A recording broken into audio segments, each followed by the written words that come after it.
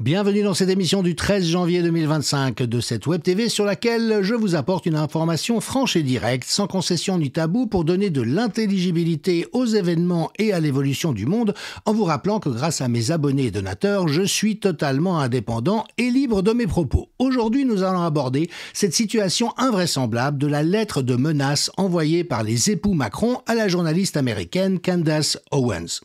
Alors je rappelle en préambule que l'affaire Brigitte en est réellement une. Il y a une somme d'invraisemblances proprement hallucinantes dans l'histoire de Brigitte Macron et celle qu'on a essayé de nous faire croire quant à la relation qu'elle a nouée dès un très jeune âge de ce dernier avec le président de la République, avec tout un ensemble d'éléments qui ne jouent pas, qui sont totalement invraisemblables, et autant il peut y avoir dans chaque histoire familiale un certain nombre d'éléments quelque peu surprenants, autant quand il y en a autant qui s'accumulent, on est quand même obligé de se dire qu'il y a quelque chose à creuser. Comme pour vous en donner juste quelques exemples, l'identité surréaliste d'André Ozière, le prétendu père des enfants de Brigitte Macron, qui était un banquier si discret qu'il n'existe à peu près aucune photographie de lui pendant l'entier de sa vie, à part sa photographie de mariage, une photographie où il tond le gazon à Strasbourg, et puis celle-ci utilisée, tenez-vous bien, comme faire-part de décès. Il apparaît en effet qu'il est décédé aussi discrètement qu'il avait vécu le 24 décembre 2019, et voilà la photo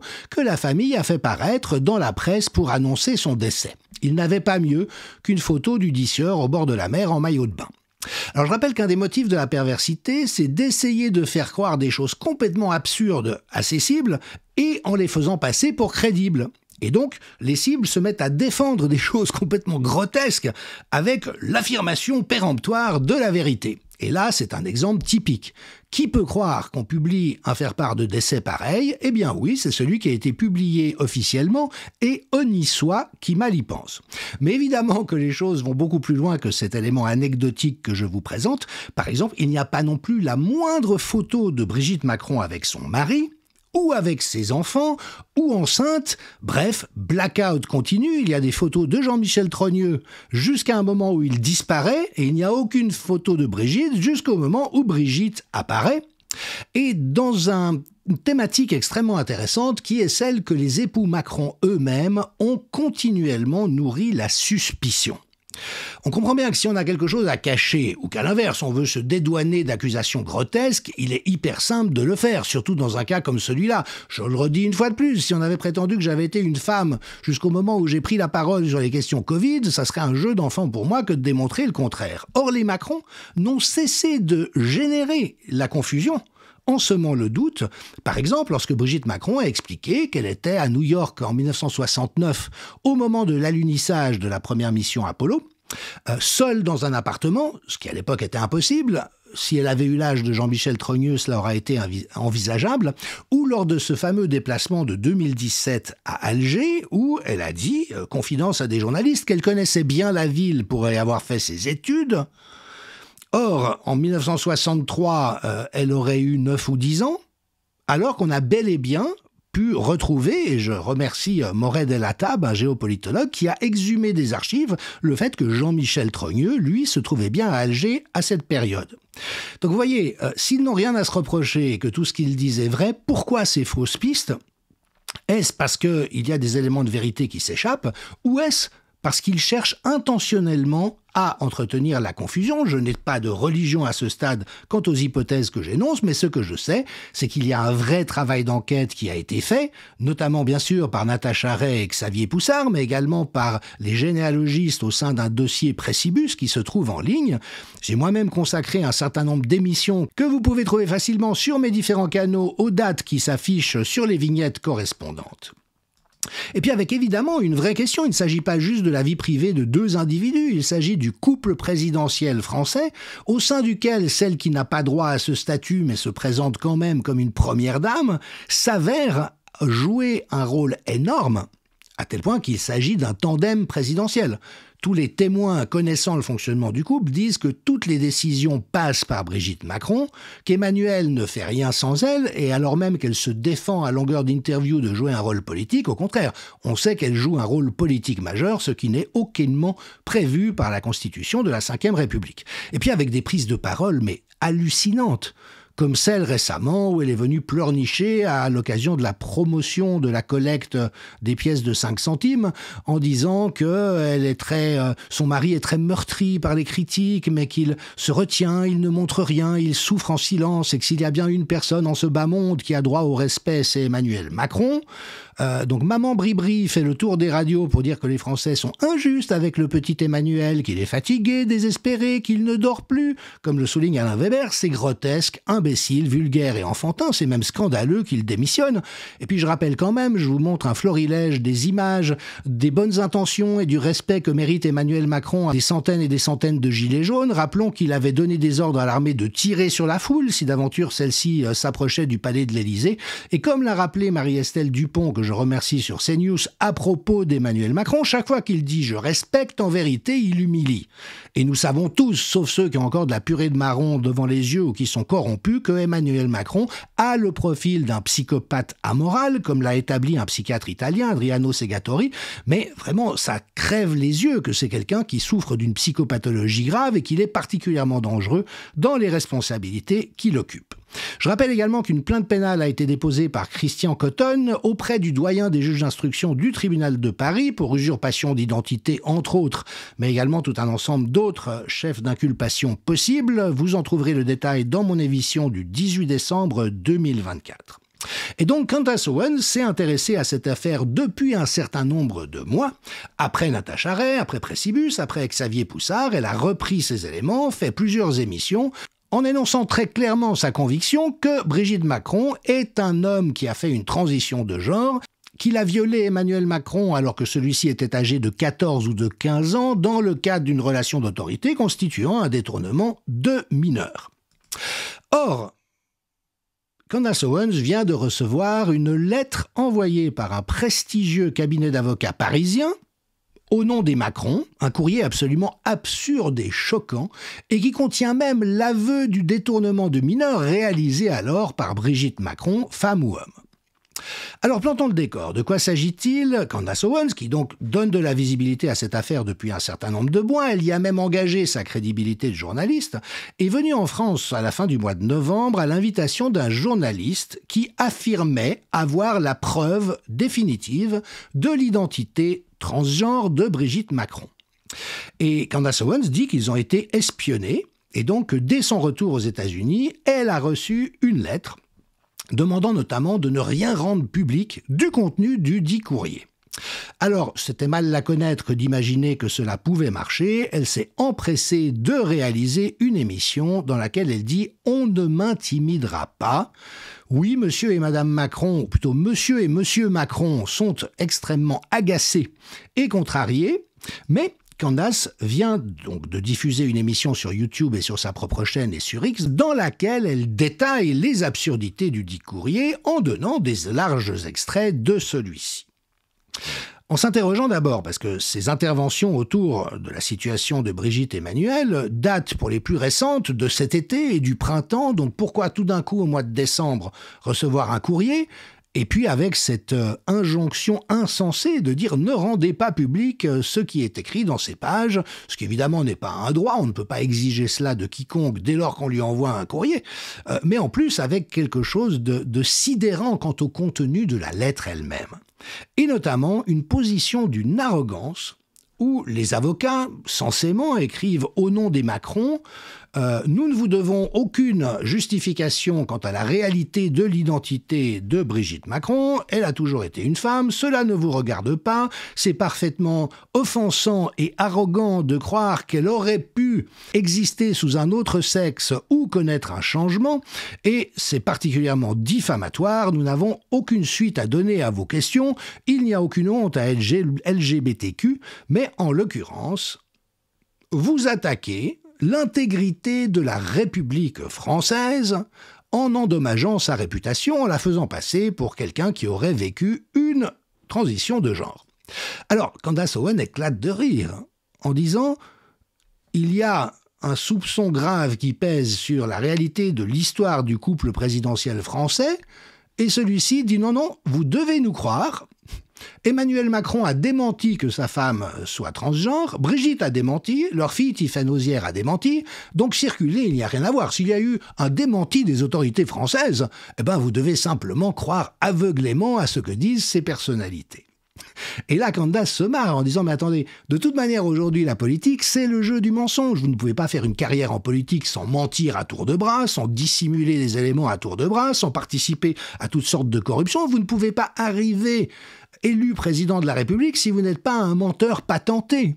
Et lorsque nous donnons des éléments d'évidence, des éléments de preuve, et de nouveau, il y a eu des enquêtes extrêmement fouillées qui ont été faites avec une somme d'anomalies phénoménales, vous ne pouvez pas juste nous demander de vous croire sur parole. Ensuite, et là ça devient extraordinaire, le Courrier dit littéralement, parce que c'était une des affirmations de Candace Owen, « Madame Macron n'a pas violé Emmanuel statutorily, c'est dans une position de responsabilité ». Écoutez ce qu'écrivent les avocats, soyons très clairs que l'âge du consentement en France est de 15 ans. Les deux sont tombés amoureux en 1993, alors qu'elle était son prof de théâtre, et lui avait 15 ans. À l'âge de 17 ans, il a promis de l'épouser et se sont mariés beaucoup plus tard ensuite. Et donc, ce que disent les avocats, c'est Macron avait 15 ans, donc il n'y a pas eu de détournement de mineur. Mais ce qui est stupéfiant à l'affaire, c'est que, en droit français, si quelqu'un est dans une position d'autorité face à un mineur de 15 ans et a fortiori âgé de 39 ans, cette clause tombe. C'est justement ce qui constitue la réalité du détournement de mineur. Et donc, dans le même courrier, les avocats, à la fois, nient qu'il y ait eu détournement de mineur, en disant qu'il avait la majorité sexuelle, mais étant donné qu'elle était dans une position d'autorité, ils admettent, dans la réalité des faits, qu'il y a bel et bien eu détournement de mineurs. Et puis, ça devient de plus en plus surréaliste, parce que donc il y a un courrier de 33 pages accompagné d'annexes et de toutes sortes de pièces, et en ce qui concerne l'identité de Jean-Michel Trogneux, je rappelle que le soupçon est que Jean-Michel Trogneux ait fait une transition de genre et soit devenu Brigitte, le couple de l'Élysée fait envoyer par ses avocats des captures d'écran de vidéos qui ont été diffusées sur YouTube, en montrant un petit gros, identifié par tous les connaisseurs du dossier, c'est celui dont on veut nous faire croire qu'il est Jean-Michel Trogneux. Vous voyez, là, il est encerclé lors de la cérémonie d'investiture d'Emmanuel Macron. Et donc, le couple présidentiel montre ces images en « Voilà Jean-Michel Trogneux, vous avez la preuve que Jean-Michel Trogneux existe bel et bien, et vous devez nous croire que le personnage qu'on vous désigne est Jean-Michel Trogneux. » Pas une pièce d'identité, pas une photo de Brigitte et Jean-Michel Trogneux ensemble, rien de consistant à se mettre sous la dent, toujours les mêmes logiques, on brandit des éléments sortis d'un chapeau, et vous devez nous croire. Et puis le courrier continue avec tout un ensemble d'éléments, notamment une longue tirade se plaignant du fait que Candace Owens ait trouvé qu'il y avait des éléments satanistes dans la cérémonie d'ouverture des Jeux Olympiques de Paris, dont on sait de notoriété publique que Brigitte Macron a joué un rôle très important dans le choix du metteur en scène, du scénario, qu'elle n'a cessé d'intervenir. J'avais moi-même réalisé toute une analyse extrêmement précise en me demandant s'il s'agissait d'une belle réussite ou d'une ingénierie perverse, épisode du 28 juillet 2024 que vous pouvez retrouver en ligne. Enfin bref, quelque chose de purement invraisemblable. Alors, Candace Owen, elle souligne qu'elle a reçu le courrier à quelques semaines. Elle s'apprête à publier toute une série d'épisodes sur le fond de cette histoire, en disant une nouvelle fois avoir des preuves définitives de la réalité et de l'usurpation d'identité de Brigitte Macron. Donc elle a reçu ce courrier quelques semaines avant la diffusion devant ces épisodes, et donc elle lit cela comme une tentative délibérée d'intimidation. Elle suppose bien sûr qu'elle a été sous écoute avec le journaliste qui lui a transmis les preuves en question, que la lettre avait pour vocation de la terrifier, de la paralyser, et puis que ce qu'elle a à disposition montre une histoire totalement différente de celle que bêlent docilement les médias français depuis un certain nombre de mois. Et Candace relève, je l'avais fait aussi de mon côté, tous les connaisseurs du dossier le savent, que la stratégie d'Emmanuel et de Brigitte Macron ne s'adresse jamais à la question du transgenrisme ou de l'usurpation d'identité, mais qu'ils attaquent toujours ailleurs pour d'autres motifs, sans jamais mentionner ce qu'ils considèrent être une diffamation, c'est-à-dire que la justice, jusqu'à aujourd'hui, n'a jamais eu les moyens de juger du fond de l'affaire. Donc, par exemple, les Macron attaquaient Natacha Ray qui avait dit que peut-être que les documents d'état civil qui étaient en sa disposition avaient pu être falsifiés. Donc oui, elle a été condamnée sur ce motif, la falsification des documents d'identité. Mais cela ne répond en rien aux questions de fond.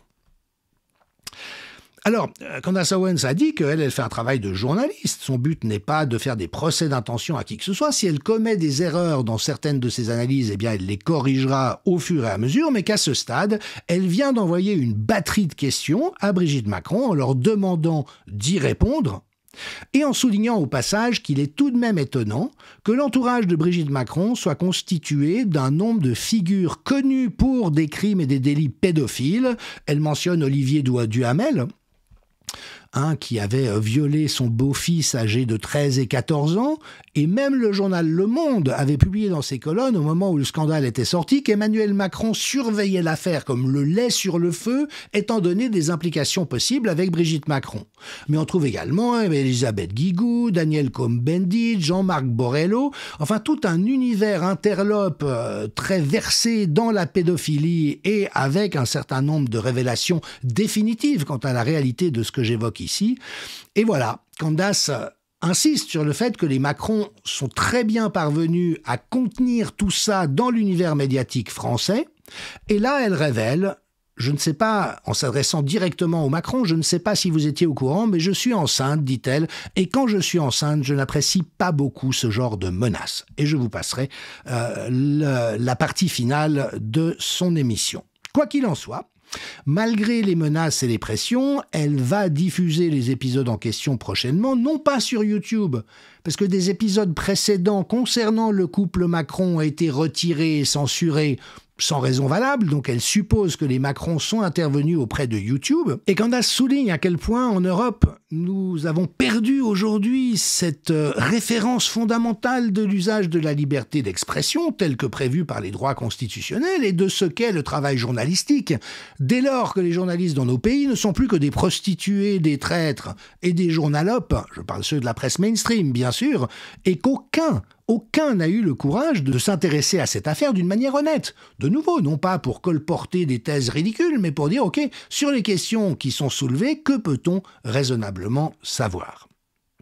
Alors, quel regard peut-on porter à cette situation ? D'abord qu'elle est explosive, que nous allons tôt ou tard avoir droit au fin mot de l'histoire, mais que la situation en elle-même est stupéfiante.